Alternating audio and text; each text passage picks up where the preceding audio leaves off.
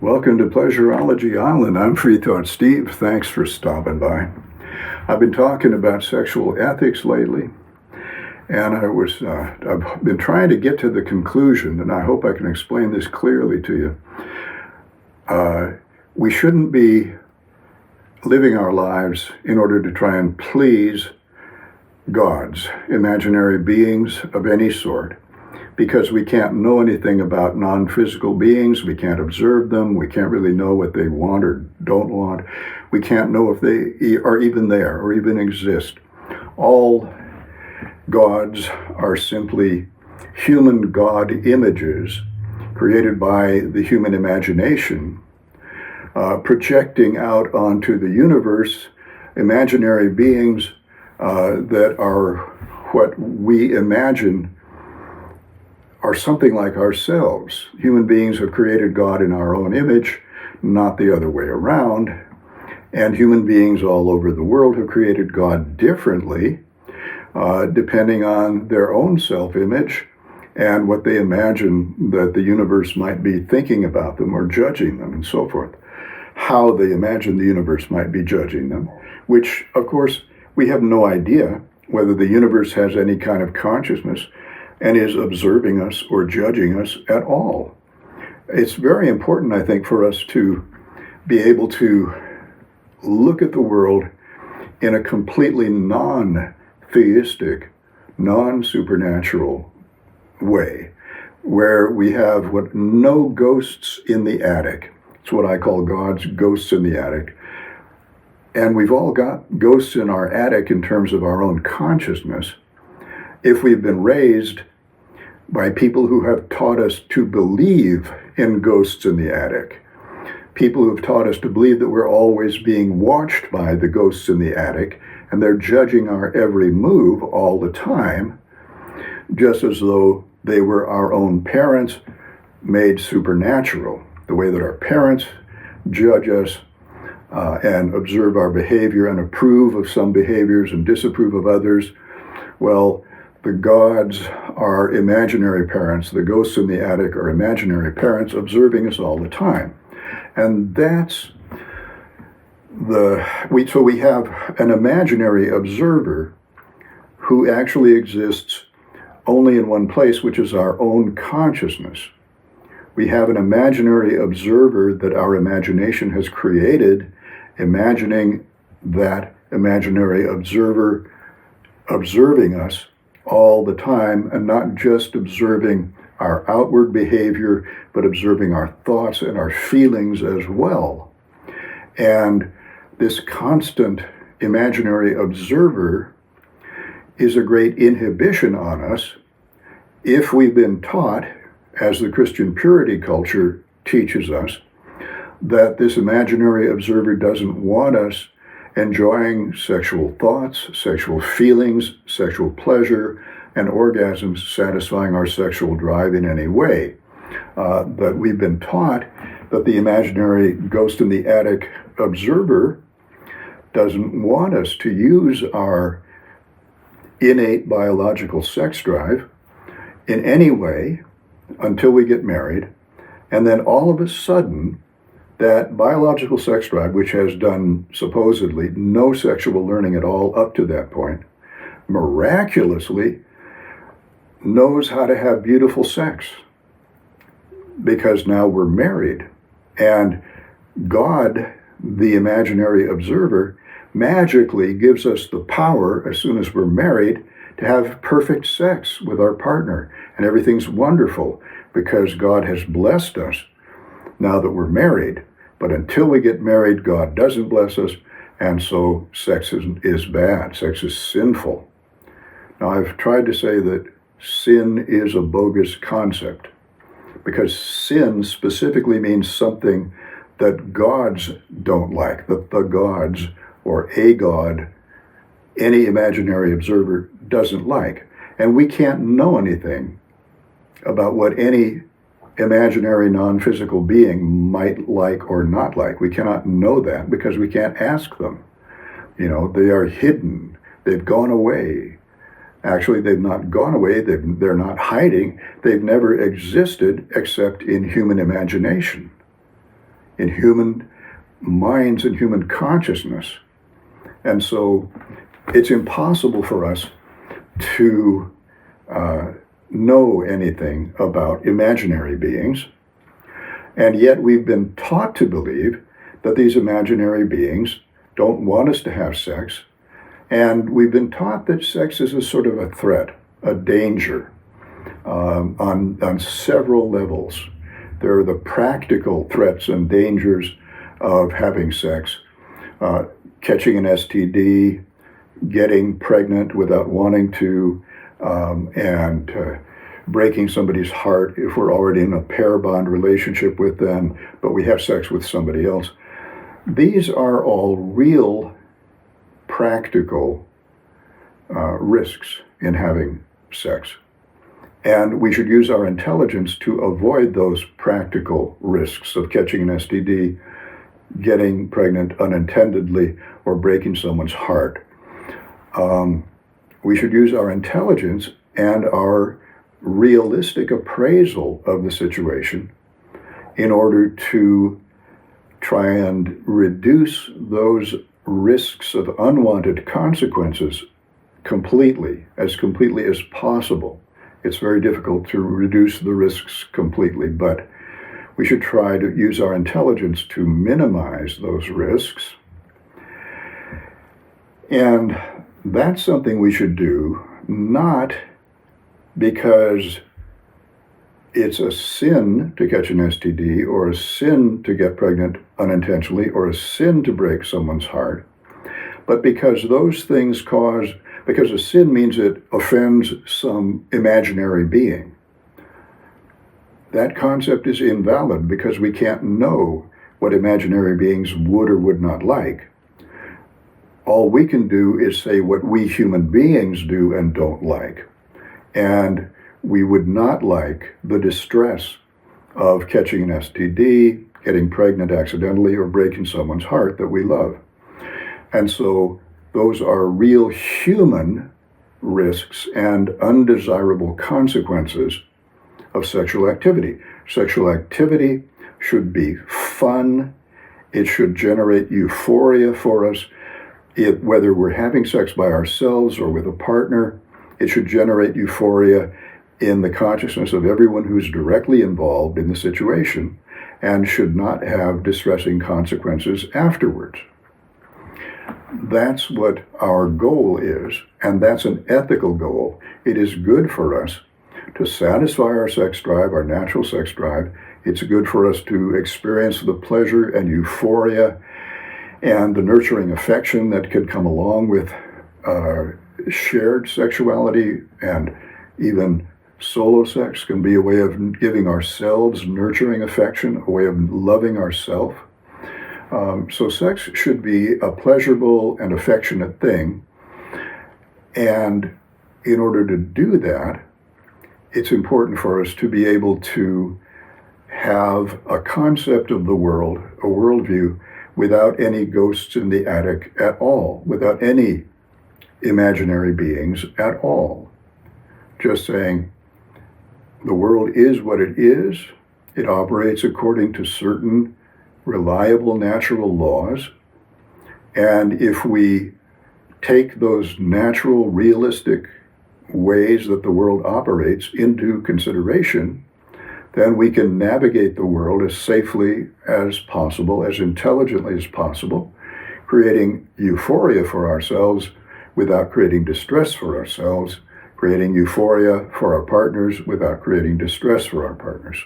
But it's up to our own intelligence and our own realistic sense of how the world works to minimize those risks and maximize that euphoria.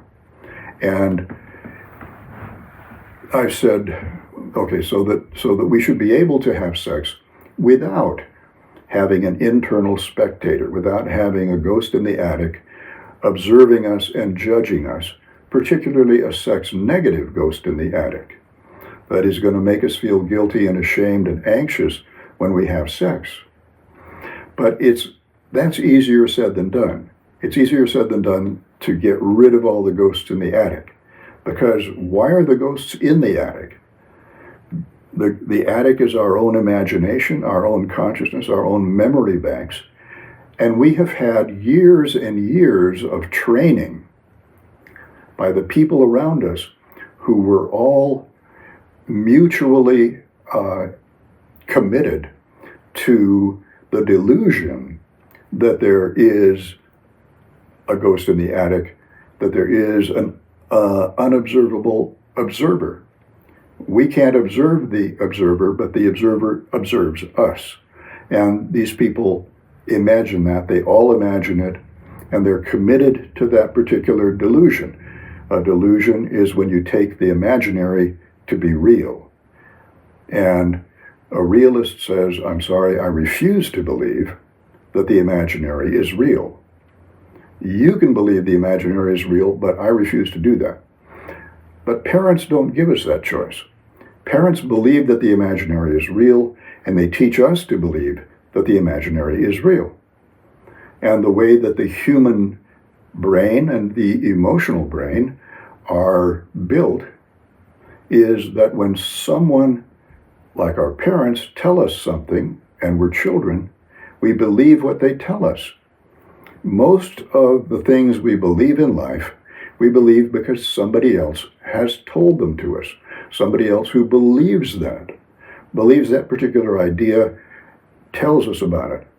And we believe it because when they tell us about it, they're obviously sincere and they obviously believe what they're saying. But the fact is that the only way we can know something is real or not is if it is supported by evidence, if there is evidence to prove that it's true. And a very important principle of realism is that we should never believe that something is actually true unless there is very convincing evidence that makes us say, I can't not believe that that's true. I have to believe that's true because there's so much evidence that it is true, that it must be true. So ideally, we should base all of our beliefs on adequate, convincing evidence. But that's not how it actually works, of course, because we're not able to do all the scientific experiments and the scientific observations of life that would give us the evidence we need for all of the things we believe in. We have to take other people's testimony about things for most of the things we believe. We have to say, okay, this person is a scientist, this person has dedicated their life to understanding the way the universe really works, and so I will take their word for it that, they have discovered this particular thing about the way the world works. But even with scientists, we know that their own emotions and biases can get in the way, and they will end up proving what they want to prove sometimes. So it's good that we have other scientists who are trying to disprove that all the time, and the scientists could go back and forth. And we should only believe that a scientific statement is true if it's been around for a while and if nobody's been able to falsify that statement. There are a lot of statements, when people are just making discoveries about things that are controversial statements, and the evidence that we have so far seems to point in the direction of this particular statement being true. But we don't have necessarily a whole lot of evidence supporting that. We need to get as much evidence, we need to get so much evidence that there's no doubt that this statement is, in fact, the way the world works. That's the scientific method. But that's not how, in fact, human beings adopt most of their beliefs. We adopt most of our beliefs because we've heard someone else say them, and we trust that person's testimony. We trust that person's passing on of the information to us, that it's not just spurious information, but that it's well fact-checked information. But a lot of the times, that's not really what sways our emotional brain. What sways our emotional brain is the intensity of conviction with which a person says something. And if they really say it and say, I know this is true, this is absolutely true, and you'd better listen to me because it is true. Now,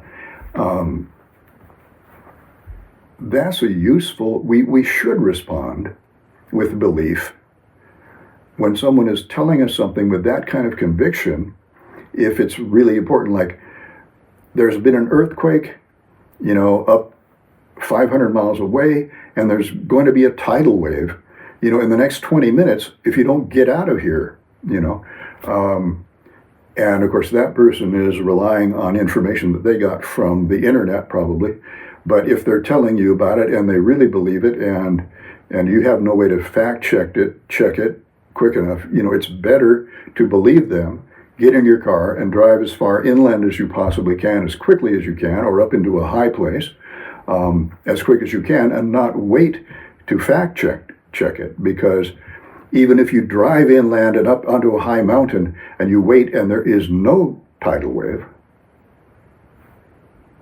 that's okay. But if you stuck around and you said, well, wait a minute, I'm going to go check for myself, but my internet's down right now, I got to wait till it comes back up, and the tidal wave comes and you don't believe them and it wipes you out, then you're in trouble.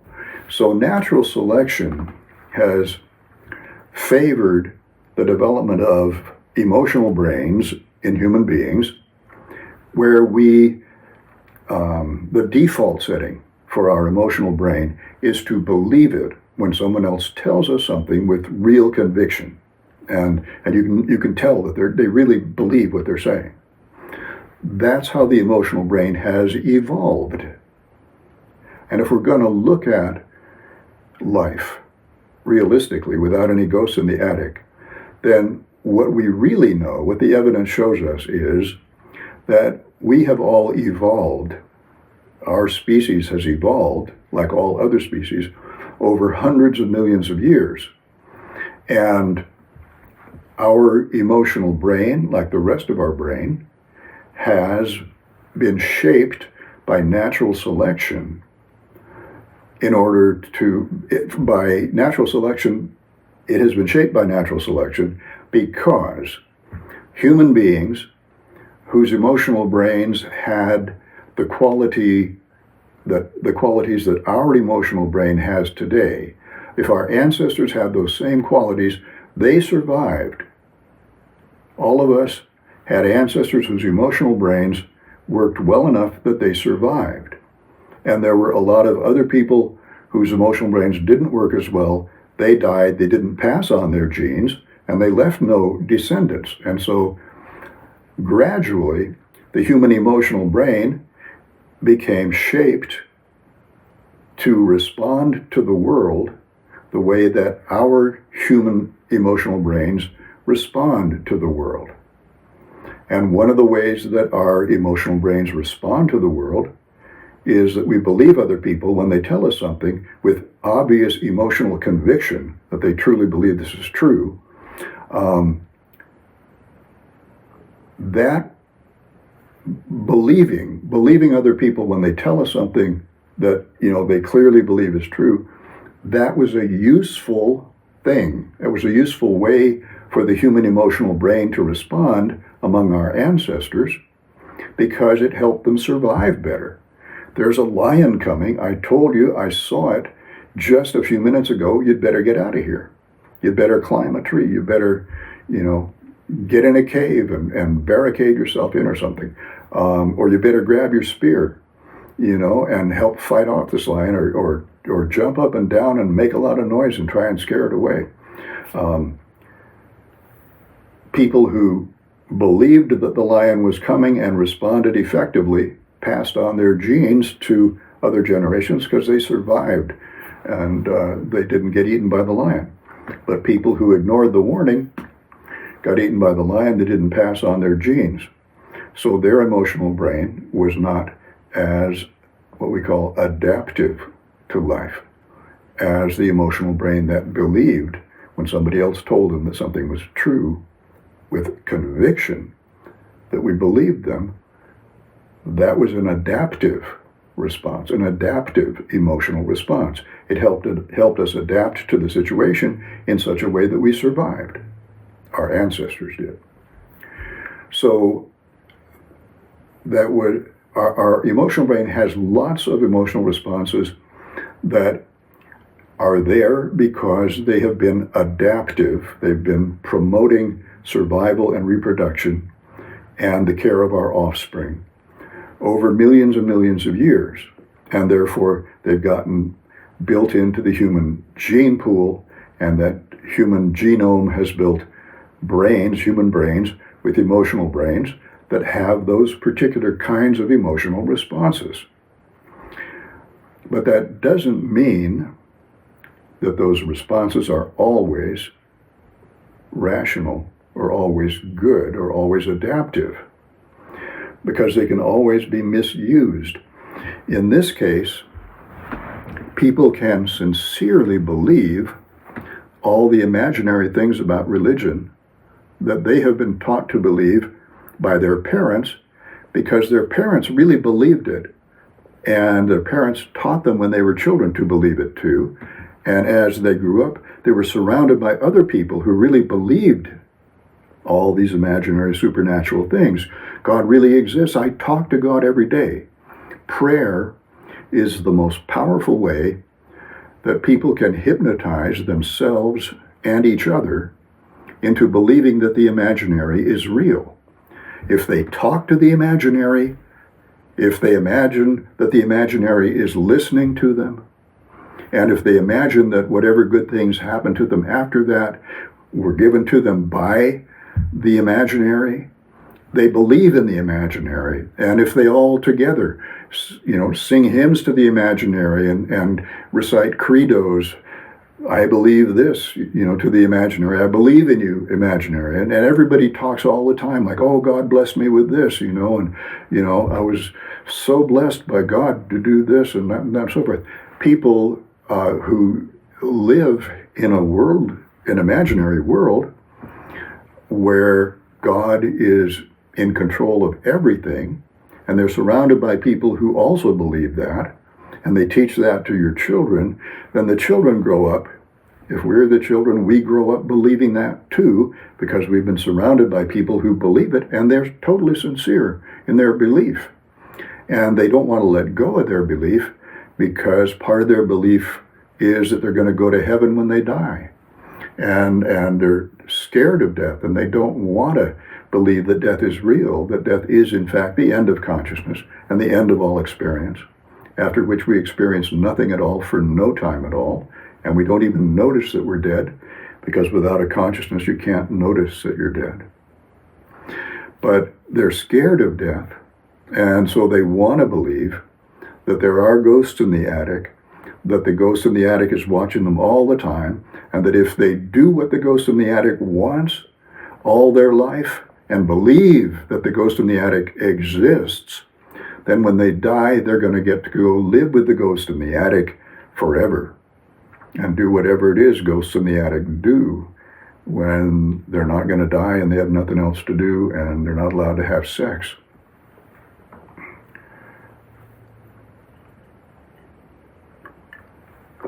Just music, I guess, choirs singing. Do they even have rock music in their ghost in the attic imaginary idea of the afterlife?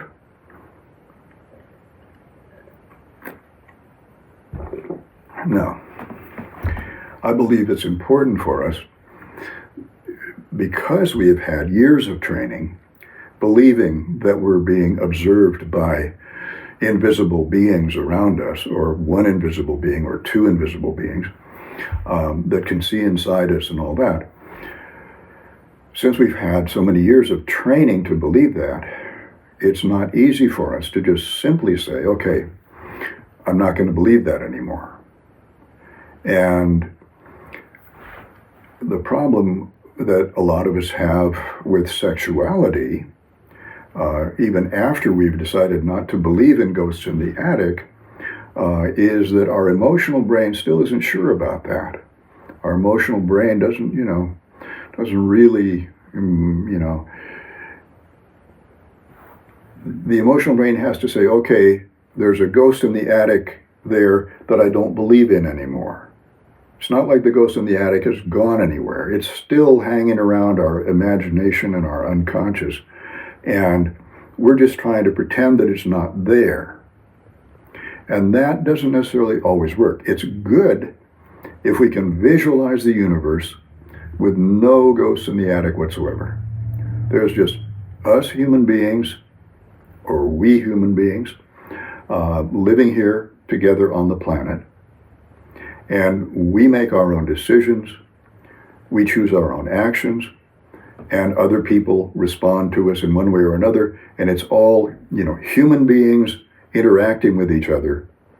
And there's no ghosts in the attic interfering with what we human beings do. This is the humanistic attitude toward life. The realistic humanistic attitude is we human beings are the ones who choose our own actions, and those actions will have certain consequences in our own lifetime. But we don't have to worry about being rewarded or punished for those activities when we're dead, because when we're dead, our brain has shut down, our consciousness has evaporated. We don't remember anything we ever did in our entire lifetime.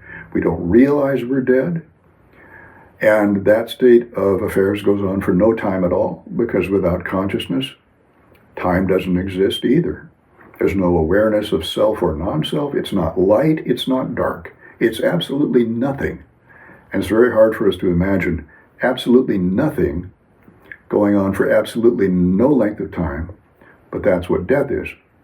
So if we're realists, we say, okay, we're here, we're alive for a certain amount of time, and during that period of time, we have consciousness, and at every given moment in our life, our consciousness is either going to be euphoric, or distressed, or bored, or calm. It'll be in some flavor of enjoyment or non-enjoyment. And that's how it's going to be from now until we die. And so our primary goal in life is to see how enjoyable we can keep our consciousness as we go through our life, both today and tomorrow and beyond. We use our intelligence to realize that the actions we take today may have consequences in the future, and we don't blind ourselves to that realization. We recognize that, and so we take into account the possible consequences of our action, and then we do the things that we most enjoy, which includes satisfying our sex drive, because we have this ongoing biological sex drive that's built into our brains, built into our body, so that we human beings, unlike most species, are interested in sex all the time. Most species are only interested in sex once a year for a short period of time, or at certain specific moments. But we human beings, we're interested in sex. Our emotional brains are capable of responding with sexual arousal all the time when there's a sexy stimulus that presents itself to us, or a sexy situation that we imagine, because we are capable of becoming emotionally aroused by our imagination, which is a wonderful thing, because it allows us to give ourselves sexual satisfaction without having to have partner sex, because partner sex involves a lot more risks and therefore requires a lot more conditions to be satisfied before it's safe to engage in partner sex. Partner sex is wonderful, and it has its own rewards, and being in a pair bond relationship is the greatest thing in the world, but that's not always the case. We don't always find ourselves in a pair bond relationship. And so when we're not in a pair bond relationship, it's really great that we are able to satisfy our sex drive using our imagination instead of a real situation. And it's wonderful that our emotional brain can respond to fantasies as well as to realities. And it's wonderful that even when we're in a partner sex situation, if we want to raise our level of arousal high enough so that we have an orgasm, we can do that by fantasizing about something that is really especially sexy to us. And that will add to the emotional excitement of partner sex and the situation that we're actually in reality, we can combine the fantasy emotional arousal with the real situation emotional arousal, and together that will create enough sexual bliss to trigger an orgasm. And it's always wonderful to have that strategy, have that psychological or emotional tool available to us to use at just the right moment whenever we want to trigger an orgasm, have a specially exciting fantasy that we can think about and put us right over the edge of the orgasm threshold. So masturbation is dependent on our imagination, being able to generate fantasies that are emotionally arousing. Now, Christians, oftentimes, I was reading this one response of a Christian woman who was talking about masturbating and how she'd been taught how bad it is, and the way, but she needed it. Once a month around her ovulation period, the hormone balance in her blood changed so that it activated the sexual desire circuits in her emotional brain. See, the hormones come, in a woman's case, from the ovaries through the bloodstream up to the brain, and the hormones, the sex hormones, act on the sexual arousal circuits of the emotional brain, making them especially easy to arouse and giving us an urge for sexual activity, giving a person a greater desire for sexual pleasure. And so this woman was talking about how, at least once a month, she felt like she just had to masturbate. There was no, it was just like being hungry. You've got to eat something at a certain point, or if you hold your breath at a certain point, you've got to let the breath out and take another breath in. All of our needs have a certain urge that needs to be satisfied, and sex is one of those. And so, but because of her Christian anti-sexual programming, she believed that it was worse if she masturbated and thought about a particular person that turned her on. And if she could masturbate without thinking about a particular individual, so that it was nothing but physical pleasure triggering the orgasm, but no emotional fantasy whatsoever, then that wasn't as sinful, it wasn't as bad as if she were imagining doing something sexual with some person that she knew who turned her on. And I think she was turned on by other women, and that was a problem for her too, because Christianity doesn't approve of same-sex interactions. So she was trying to have sex without becoming emotionally aroused. The way sex ordinarily works is there is a situation involving someone else that is emotionally arousing to our emotional brain. Our emotional brain says, yeah, that person is sexy. I would like to do something sexy with that person. And then you get a picture in your mind of what it is you'd like to be doing with that person. And then you imagine doing that with that person at the same time that you're giving yourself sexual pleasure from your sexual organs. And then the combination of the physical sensations of pleasure and the emotional arousal, that's what will trigger an orgasm.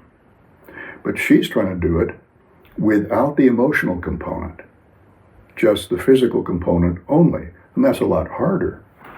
It's not impossible, but it's a lot harder.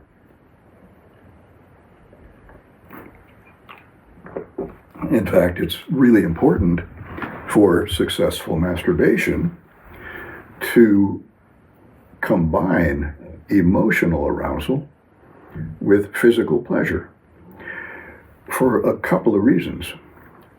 Emotional arousal is when the emotional brain recognizes, the emotional brain, the red part of the brain here, recognizes a sexy person in a sexy situation, or recognizes that we're having a fantasy about a sexy person in a sexy situation. The emotional brain then sends nerve impulses both to consciousness to make us feel more sexually turned on, the emotional feeling of being sexually turned on, and also the emotional brain sends arousal impulses down to the sex organs. And those arousal impulses open up the blood vessels flowing into the sex organs, and the heart pumps blood into the sex organs swell up. And this is true for women as well as men. Obviously, in men, the erection is an obvious swelling of the penis. Blood is flowing into the penis and making it enlarge. But in the woman, her clitoris is also becoming erect, and the barrel of her vagina, the walls of her vagina, are expanding and becoming more taut because there's blood flowing into those tissues, and so they are becoming, you could say, erect, like an erect penis. The vagina has its own erection inside the pelvis. And at the same time, the vagina begins to release a lubricant fluid, which is pretty much like saline solution that flows to the entrance of the vagina and to the labia and makes penetration possible. And here's the thing about the blood flowing down to the sex organs, whether it's the penis, the clitoris, or the vagina. As those tissues, you know how, the tissues are sort of floppy and flaccid at first. And when you rub the outside of the penis or the clitoris and, there's not any engorgement with blood, the sensations are pleasant, but they're not really that exciting. It's only after the blood flows into the penis and the penis enlarges, or the barrel of the vagina enlarges and the clitoris erects itself.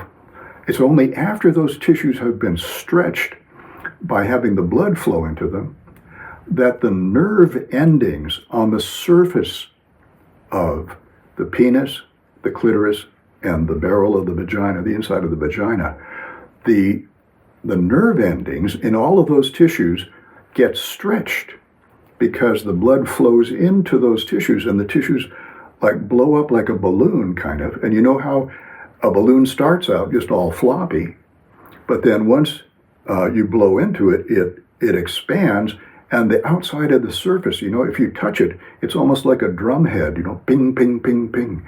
It's very taut, the outside of the balloon, because it's been expanded. Well, the same thing happens with the sex organs, and all of the little nerve endings, millions or billions of nerve endings on the sex organs, they get stretched out as the tissues stretch out, and it's like a drum head. All of a sudden, the more that it's engorged, the more it's stretched out, ping, ping, ping, the more vibrant the sound is when you touch it. A loose drum head just plump, plump, plump, kind of a floppy sound. But you tighten that drum head up, and ting, ting, ting, the sound changes, and you get a more vibrant sound. Well, it's the same thing with sexual pleasure sensations. The sexual pleasure sensations increase dramatically when emotional arousal from the emotional brain causes those blood vessels to open up and causes the tissues to become erect or engorged with blood and taut. And this is true for men and women, that it's after emotional arousal has occurred that the physical sensations become much, much more pleasurable. And in addition to that, those physical touch sensations, when they come up to the brain, into consciousness, into a certain area of the emotional brain, probably the insula, which is like inside the emotional brain. If you were to remove this, it's hidden deep in there. It's hidden deep inside this hemisphere of the brain, this half sphere of the brain. The insula is a place where physical sensations come up and they can merge with the emotional arousal energy, the feeling of being turned on emotionally that the emotional brain is also generating. And so those two kinds of energy, the physical pleasure and the emotional arousal, when they fuse in consciousness, in the insula and in consciousness, that's when you get extraordinary sexual bliss, which is the bliss of high arousal. And that's what you need to trigger an orgasm. So this woman who felt guilty about having sexual fantasies and said, all I want is I just want the physical sensation of she was using a shower head, the warm water on my clitoris, and just concentrating on those physical sensations. That's what I want. I want to have an orgasm without any fantasies, without thinking about anybody, because thinking about somebody makes it more sinful.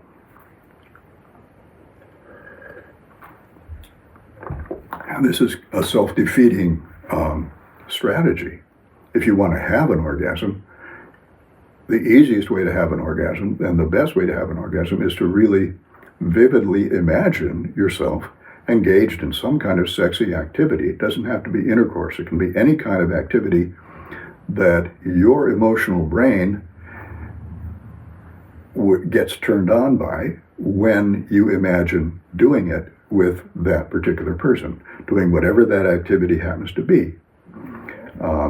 It could be just visual flirting. It could be slow dancing. It could be, rubbing one part of your body gently against that other person's body. It could be talking sexy on the phone with them while masturbating or whatever. There's all kinds of possibilities for sexual activity. And what we have to do is find the particular kind of activity that right now, at this moment, my emotional brain finds sexually arousing, and that I can imagine doing that activity with the ideal person that my emotional brain thinks it would be the sexiest to do that with, whoever that happens to be. And our fantasies are not occurring in reality, but what they are doing is they are creating euphoria in our own consciousness. And we're doing that without inconveniencing or seriously annoying anyone else. Nobody else has to be involved in this. And that's what's wonderful about it. We can create as much euphoria as we're capable of creating for ourselves, and nobody else has to give us permission or has to want to participate in it with us. So that's a great thing. That's a wonderful thing. That the human being is capable of doing. We can satisfy our sex drive so easily. There was a Greek philosopher, Diogenes the Cynic, who was an intentionally homeless person. He basically lived out of doors in ancient Athens, and he was as unconventional as it was possible to be. He said, I just want to live my life in such a way that I don't care what anybody else thinks about me. And one day a friend of his came upon Diogenes when he was masturbating off in some fairly secluded spot. And his friend said, aren't you ashamed to masturbate? Because, the Greeks didn't apparently think that was a good thing. And Diogenes said, I just wish that I could satisfy my hunger drive simply by rubbing my tummy. That would be so easy. So I'm just really glad that I can satisfy my sex drive just by rubbing my penis. And of course, he was absolutely right. I mean, it's great. If we couldn't masturbate, then we'd be going around bothering other people all the time, pestering them for sex, and that could be really annoying. But fortunately, we're capable of satisfying our sex drive for ourselves if we allow ourselves to have sexy sexual fantasies. But that's one thing that people who've been subjected to the purity culture are oftentimes have difficulty doing. They have difficulty allowing themselves to immerse themselves in their imagination in a sexy fantasy because they have had so much training to associate sex with feelings of anxiety, with feelings of guilt and shame, that they have learned as soon as a sexy thought comes into their mind, it makes them feel anxious because it feels threatening, because they've been told so often by all the people around them that this is a bad thing, is a terrible thing, a sinful thing, a thing that they'll get sent to hell for. And they're so scared of offending the ghost in the attic, the imaginary God, that just to have a thought in their mind which their emotional brain responds to by becoming sexually aroused, and they feel the beginnings of sexual arousal happening. They feel the warmth in their genitals and they feel the emotional rush of being turned on. That makes them immediately so anxious that they shut down their sexual arousal circuits. Anxiety and sexual arousal each have their own circuits in the emotional brain. They originate from the same place, right next to each other, very, very similar place, and the circuits run parallel to each other to the output center of the emotional brain. And yet, these parallel circuits, the sexual arousal circuit and the anxiety circuit, produce entirely different feelings in consciousness, and they're incompatible. If you've got your anxiety circuit running, it's going to prevent the arousal circuit from operating in a normal way. You have to have the anxiety circuit relaxed in order for the arousal circuit to be able to powerfully turn us on and fill our consciousness with sexual bliss and create an engorgement of the sex organs with blood, which then makes the sensations from the sex organs more pleasurable. And so what that means is, when we have a fantasy and it starts to turn us on, or when we're in a situation with someone and it starts to turn us on, we don't run away from it. We don't leap back from it. We don't shut it down because it makes us anxious. If the anxiety is there, we say, okay, this is learned anxiety. I've been brainwashed into feeling this anxiety by people who thought the imaginary was real and who let the imaginary run their lives. But I've decided to be a realist and to refuse to let the imaginary run my life, to refuse to let imaginary threats and imaginary observers make me anxious. So we have to know how to relax, and that's the key thing here. In the steps of recovery from the sexual purity culture, learning how to relax when we start to feel anxious, and learning how to allow those anxiety circuits to calm down and stop operating so that we can allow our sexual arousal circuits to operate without interference. This is really critical. This is absolutely basic for sexual recovery. And so that's why the first step in sexual recovery is body-mind relaxation, relaxing both our body and our consciousness and our emotions. And I'll talk more about that next time. But don't try to have an orgasm before you've learned to allow yourself to have sexual arousal without anxiety.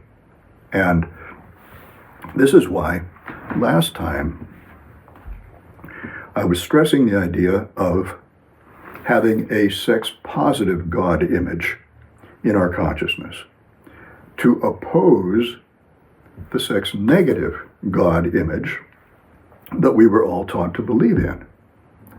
It's very hard to push a sex negative God image out of consciousness unless you've got something to replace it with. It's much easier to replace that sex negative image with a sex positive God image. And so that's why I was suggesting last time that it's a good emotional tool, a psychologically therapeutic tool for us to use to be able to imagine a sex positive God. But what would a sex positive God look like? Well, you think about that, and I'll think about that, and we'll share our ideas next time. Thanks for listening. Talk to you soon.